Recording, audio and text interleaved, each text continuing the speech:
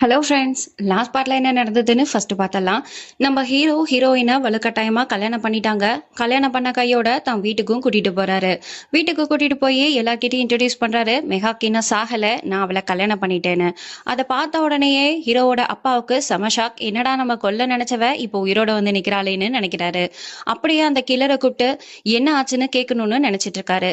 ஆனா அன்னிக்கும் இந்த கல்யாணத்துல விருப்பம் இல்ல. அவளும் அவ தங்கச்சி கிட்ட எனக்கு இந்த கல்யாணத்துல விருப்பம் இல்ல, எப்படியாவது நான் அவளை வெளியில அனுப்பிடுவேன்னு சொல்லிட்டு இருக்காரு. ஹீரோவோட அப்பா அந்த கில்லருக்கு கால் பண்ணி பாக்குறாரு. அவன் காலை அட்டன் பண்ணவே இல்லை. சோ தன்னோட ஆளுங்களை அனுப்பி அவன் எங்க இருக்கான்னு கண்டுபிடின்னு சொல்றாரு. இது வரைக்கும் நம்ம லாஸ்ட் பார்ட்ல பார்த்திருந்தோம். இன்னைக்கு என்ன நடக்குதுன்னு பார்க்கலாம். Welcome to unlucky girl serial review. First எடுத்தோடனே நம்ம ஹீரோவோட அப்பாவை காட்டுறாங்க. அவங்க அப்பா ரொம்ப கோவமா அந்த டாக்டரை கூப்பிட்டு மிரட்டிட்டு இருக்காரு. அவ இறந்துட்டான்னு நீ ஏன் என்கிட்ட போய் சொன்னேன்னு கேட்கிறாரு. அந்த டாக்டர் சொல்றாரு, சார் எனக்கு எந்த சாம்பிளுமே கிடைக்கல. எப்பயுமே இதை மாதிரி பேர்ன் ஆன கேஸ்ல எங்களுக்கு எந்த சாம்பிளும் கிடைக்காது. அதே மாதிரி கிடைக்கல. ஆனா அது உங்ககிட்ட சொல்ல எனக்கு பயமா இருந்துச்சு. அதனாலதான் நான் அவ செத்துட்டான்னு உங்ககிட்ட சொல்லிட்டேன். என்னை எதுவும் பண்ணிடாதீங்க, என்னை விட்டுருங்க அப்படின்னு சொல்றாரு. ஆனா ஹீரோட அப்பா ஒரு செக்யூரிட்டியை கூப்பிட்டு அவனை இழுத்துட்டு போன்னு சொல்றாரு. அவனை இழுத்துட்டு போயிடுறான். இப்ப ஹீரோட அண்ணன் ஹீரோட அப்பாவை பார்க்கறதுக்காக வராரு. வந்து அந்த கில்லரை பத்தி எனக்கு எந்த நியூஸும் கிடைக்கல, அவன் எங்க இருக்கான்னு எனக்கு தெரியல அப்படின்னு சொல்றாரு. உடனே ஹீரோட அப்பா சொல்றாரு, அந்த பொண்ணு இங்க வந்துட்டா, நம்ம சம்ஷர் அவனை கல்யாணம் பண்ணிட்டான் அப்படின்னு சொல்றாரு. எந்த பொண்ணு? அவதான் இறந்துட்டாளே அப்படின்னு கேக்குறாரு. இல்ல, அவ உயிரோட தான் இருக்கா, அவ நம்ம வீட்டுல தான் இருக்கா, கல்யாணம் பண்ணி கல்யாணம் பண்ண வந்துட்டா அப்படின்னு சொல்றாரு. இதை கேட்டோன்னா அண்ணனுக்கு ஷாக்கா இருக்கு. உடனே அவன் போயிடுறான். இப்ப நம்ம ஹீரோயினை காட்டுறாங்க. ஹீரோயின் ரொம்ப சோகமா உட்காந்துருக்காங்க. அப்ப அவங்களோட மாமியார் வராங்க. வந்து உள்ள வரலாமான்னு கேக்குறாங்க. உங்க வீட்டுக்குள்ள வரதுக்கு நீங்க என்ன பர்மிஷன் கேக்குறீங்க, வாங்க நம்ம ஹீரோயின் சொல்றாங்க.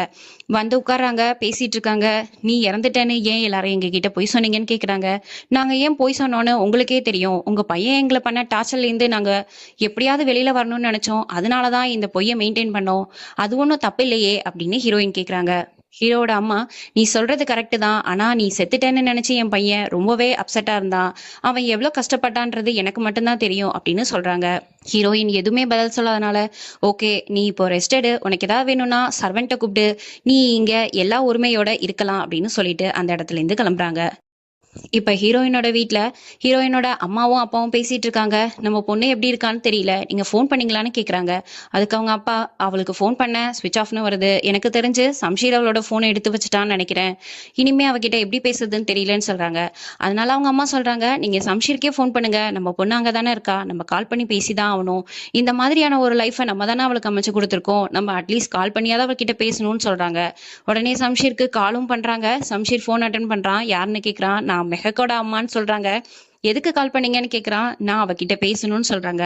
இதுக்கப்புறம் உங்களுக்கு அவகிட்ட பேசுறதுக்கு எந்த ஒரு இதுவும் இல்ல, ஏன்னா அவ இப்ப என் மனைவி ஆயிட்டா, உங்க பொண்ணு கிடையாது. இதுக்கப்புறம் நீங்க அவளுக்கு கால் பண்ணாதீங்க, அவ உங்ககிட்ட பேசவும் மாட்டா அப்படின்னு சொல்லிட்டு கட் பண்ணிடுறான். மெஹக்கோட அம்மாக்கு என்ன பண்றதுன்னு தெரியல, ரொம்ப ஃபீல் பண்ணிட்டு இருக்காங்க. இப்போ ஹீரோவை பார்க்கறதுக்கு அண்ணியோட தங்கச்சி வரா. கங்க்ராச்சுலேஷன் சொல்றா. நீ இதை மனசார சொன்னீன்னா நான் இந்த விஷயத்தை ஏத்துக்கிறேன்னு ஹீரோ சொல்றான். அதுக்கு நம்ம ஆளு சொல்றா, நான் இந்த விஷயத்த மனசாலலாம் சொல்லல, எப்படியா இருந்தாலும் அந்த பொண்ணு இந்த வீட்டை விட்டு போயிடுவா, நீ அவளை வெறுக்க ஆரம்பிச்சிருவ, அதனால எனக்கு இன்னமும் நம்பிக்கை இருக்கு, நீ வருவ, என்ன கல்யாணம் பண்ணிப்பேன்னு நான் உனக்காக காத்துக்கிட்டு இருக்கேன் அப்படின்னு சொல்றா. அதுக்கு நம்ம ஹீரோ, நீ காத்துக்கிட்டே இருக்க வேண்டிதான், எனக்கு அந்த மாதிரியான ஒரு நினைப்பு வராது உன் மேல, என் மெஹாக்கும் அப்படி மாற மாட்டா அப்படின்னு சொல்லிட்டு போயிடுறான். இப்ப நம்ம ஹீரோயினை பாக்குறான். ஹீரோ, அவ எப்பயும் போலமே சோகமா உட்காந்துருக்கா. நீ ஏன் இன்னும் இப்படியே இருக்க, உனக்கு இந்த வீட்டுல எல்லா உரிமையும் இருக்கு, நீ எங்க வேணாலும் போலாம், எதை வேணாலும் பண்ணலாம், நீ எழுந்து போ அப்படின்னு சொல்றான். பரவாயில்ல, நான் உன் அடிமை தானே, நான் இங்கே இருக்கேன்னு நம்ம ஹீரோயின்னு சொல்றாங்க. அதுக்கு உடனே நம்ம ஹீரோ, இன்னும் எத்தனை நாளைக்கு தான் என் மேல வெறுப்பாவே இருப்ப, இதுக்கு முன்னாடி நடந்த எல்லா விஷயங்களையும் நம்ம மறந்துடலாம், நீ என்ன மன்னிச்சிடு அப்படின்னு சொல்றான். அதுக்கு நம்ம ஹீரோயின், நீ செஞ்ச எந்த விஷயத்தையும் மறக்கிறதுக்கு நான் தயாரா இல்லை அப்படின்னு சொல்றாங்க. சரிவா, நான் உன்னை ஒரு இடத்துக்கு கூட்டிட்டு போறேன்னு நம்ம ஹீரோ கூட்டிட்டு போறான். அவங்க ரூம்லயே ஒரு இடத்துல மெஹாக்கோட போட்டோ சூப்பர் சூப்பரா இருக்குது. அது எல்லாத்தையும் காட்டுறான். காட்டிட்டு நம்ம ஹீரோ சொல்றான், நீ இல்லைன்னு சொல்லி எல்லாரும் சொன்னப்ப என் உள் மனசு மட்டும் அதை ஏத்துக்க மறுத்துச்சு. ஏதோ ஒரு விஷயம் நீ உயிரோட இருக்கன்னு என்கிட்ட சொல்லிக்கிட்டே இருந்தது. அப்ப ராத்திரி பகல்னு பார்க்காம நான் இந்த போட்டோவை மட்டும் தான் பார்த்துக்கிட்டு இருந்தேன். அப்ப எனக்கு பசிக்கல, தண்ணி தாக அடிக்கல, தூக்கம் வரல, எதுவுமே இல்லை. ஏன்னா நீ என் கூட உயிரோட இருக்க அப்படின்ற ஒரு உணர்வு மட்டும் என்கிட்ட இருந்துச்சு. அதனால நீ பழசெல்லாம் மறந்துட்டு என் கூட சேர்ந்து இருக்கிறதுக்கு பழகிக்கோன்னு அவன் சொல்றான். உன் காதலையும் நான் ஏத்துக்க மாட்டேன், நீ பண்ண எந்த விஷயத்தையும் நான் ஏத்துக்க மாட்டேன் நம்ம ஹீரோயின் சொல்றாங்க. உடனே நம்ம ஹீரோக்கு ரொம்பவே கோவம் வந்தது. கோவமா சொல்றான், என்னோட பொறுமைக்கும் ஒரு எல்லை இருக்கு. அதை நீ ரொம்ப சோதிக்கிற. இதுக்கு மேல இந்த மாதிரி பண்ணினா நான் என்ன பண்ணுவேன்னு எனக்கே தெரியாதுன்னு சொல்றான். ஹீரோயின் ரொம்ப பயந்து போறாங்க. அப்போ ஒரு சர்வெண்ட் வந்து, சார் டின்னர் ரெடின்னு சொல்றாங்க. அந்த சர்வெண்ட்டை பார்த்து நம்ம ஹீரோ கத்துறான். அடுத்து அப்படியே டைனிங் ஹாலை காட்டுறாங்க.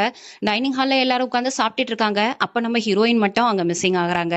அப்ப அண்ணி சொல்றா, சம்ஷீர் இந்த பொண்ணை நீ கொண்டு போய் வீட்டுல விட்டுடு, இவன் நம்ம குடும்பத்துக்கு சரிப்பட்டு வரமாட்டா அப்படின்னு சொல்றாங்க. எதுக்காக அப்படின்னு அவன் கேக்குறான். அதுக்கு அவங்க சொல்றாங்க, நம்ம வீட்டுல நம்ம கூட உட்காந்து சாப்பிடுற அளவுக்கெல்லாம் அவளுக்கு தகுதி கிடையாது, அவன் நம்ம வீட்டு சர்வெண்டா இருக்கிறதுக்கு தான் லாய்க்கு அப்படின்னு சொல்றாங்க.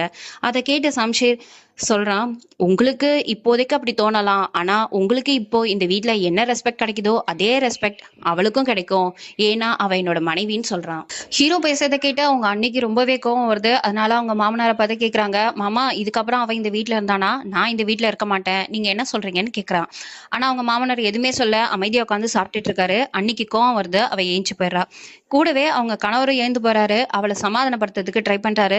நீ ஏன் எப்ப பார்த்தாலும் வீட்டை விட்டு போறேன்னு சொல்லியே பயமுத்துறேன்னு கேக்குறாரு. அதுக்கு அண்ணி சொல்றா, இந்த வாட்டி நான் பயமுத்துல, உண்மையாவே நான் போயிடுவேன், ஏன்னா ஏன் பிறந்த வீட்டுக்குன்னு இந்த சொசைட்டில ஒரு மரியாதை இருக்கு, இந்த மாதிரி எனக்கு ஈக்குவலா இல்லாதவளெல்லாம் நான் என் கூட வச்சுக்க முடியாது, அதனால அவ இருக்கிற வீட்டுல நான் இருக்க மாட்டேன் அப்படின்னு சொல்றா. அதுக்கு அவர் சொல்றாரு, அப்பா கிட்ட பேசி பார்க்கலாம், அப்பா நமக்கு ஹெல்ப் பண்ணுவாரு அப்படின்னு சொல்றாங்க. அதுக்கு அண்ணி சொல்றா, உங்க அப்பா ஆல்ரெடி அந்த பொண்ணை கொலை பண்றதுக்கு ட்ரை பண்ணாரு, ஆனா அவ உயிரோட வந்து இப்ப நின்னுட்டு இருக்கா, அதே மாதிரி உங்க அம்மா என்னன்னா அவளை டின்னருக்கு வான போய் அவங்களே இன்வைட் பண்றாங்க, இந்த மாதிரி கான்ட்ரவர்சியா இருக்கிற இடத்துல என்னால இருக்க முடியாது, நான் போறேன் அப்படின்னு சொல்றா. என்ன அப்பா கொல்றதுக்கு ட்ரை பண்ணாரா, அது எப்படி உனக்கு தெரியும் அப்படின்னு கேக்குறாங்க. அதுக்கு அவங்க அண்ணி சொல்றாங்க, இதெல்லாம் உங்களுக்கு தேவையில்லாத விஷயம், இங்க என்ன நடக்குதுங்கிறது உங்களுக்கு தெரியாது, இதுக்கப்புறம் அந்த பொண்ணு இருக்கிற வீட்ல நான் இருக்க மாட்டேன், அதை மட்டும் நீங்க பாத்துக்கோங்கன்னு சொல்லிட்டு போயிடுறா. இப்போ நம்ம ஹீரோவோட அம்மாவையும் அப்பாவையும் கட்டுறாங்க. அவங்க 2 பேரும் பேசிட்டு இருக்காங்க. அங்க அப்பா ரொம்பவே கோவமா இருக்காரு. ஹீரோவோட அம்மா சொல்றாங்க, என்னமோ ஒண்ணு நமக்கு நடந்துருச்சு, அந்த பொண்ணு நம்ம வீட்டுக்கு மருமகளா வந்துட்டா, இதை நம்ம ஏத்துக்கிட்டு தான் ஆகணும் அப்படின்னு சொல்றாங்க. இந்த மாதிரி மிடில் கிளாஸ் பொண்ணெல்லாம் என்னால மருமகளா ஏத்துக்க முடியாது, நான் சம்ஷீர் கிட்ட பேசுறேன்னு சொல்லி சம்ஷீரை வர சொல்றாங்க. அதே மாதிரி நம்ம ஹீரோ வந்து அவங்க அப்பாவை மீட் பண்றாரு. மீட் பண்ணிட்டு, என்னப்பா வேணும், எதுக்காக என்ன கூப்பிட்டீங்கன்னு கேக்குறாங்க. நான் உங்ககிட்ட ஒரு விஷயம் சொல்லணும், இந்த பொண்ணு இதுக்கப்புறம் இந்த வீட்டுல மருமகளா இருக்க வேணாம், உனக்கு வேணும்னா கொஞ்ச நாளைக்கு அவ இங்க வீட்டுல இருக்கட்டும், அதுக்கப்புறம் அவளுக்கு என்ன பணம் கொடுக்கணுமோ அதை கொடுத்து அவளை வீட்டை விட்டு அனுப்பிடு அப்படின்னு சொல்றாரு. இதை கேட்ட உடனே நம்ம ஹீரோக்கு கோவம் வருது. ஆனாலும் சிரிச்சுக்கிட்டே, பரவாயில்ல இது நல்ல ஜோக்கா இருக்கே அப்படின்னு சொல்றாரு. அதுக்கு அவங்க அப்பா, நான் ஜோக் சொல்லல, உண்மையாதான் சொல்றேன் அப்படின்னு சொல்றாரு. அதுக்கு நம்ம ரகட் ஹீரோ சொல்றாரு, நான் இதை ஜோக்கா தான் பாக்குறேன், ஏன்னா அவ என்னோட ஒய்ஃப், இதுக்கப்புறம் இந்த விஷயத்த நீங்க பேச வேணாம்னு நான் சொல்றேன் அப்படின்னு ரொம்ப கோவமாவே சொல்லிட்டு போறான். அதை பார்த்து அப்பாக்கும் அம்மாக்கும் என்ன பண்றதுன்னு தெரியல, ஷாக்கா பாத்துட்டு இருக்காங்க.